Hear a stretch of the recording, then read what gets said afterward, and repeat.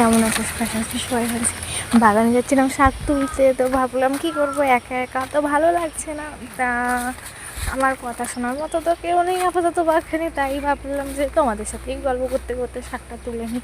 আমারও একটা গল্প করার লোক হবে, আর তোমরাও আমার বোকাগুলো একটু শুনতে পাবে, এই আর কি, আগে ছাড়া আর কিছু না।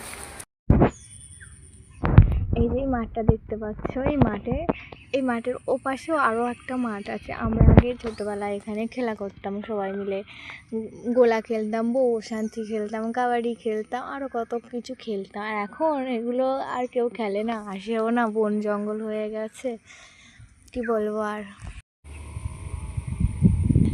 ভাবলেও খারাপ লাগে এখন, হট করে জানার সময় কত বড় হয়ে গেছে। যেখানে আগে সারা দিন রাত কাটতো যে মাঠে, সেই মাঠে এখন কেউ আসে না, চারিদিকে শুধু জঙ্গল আর জঙ্গল।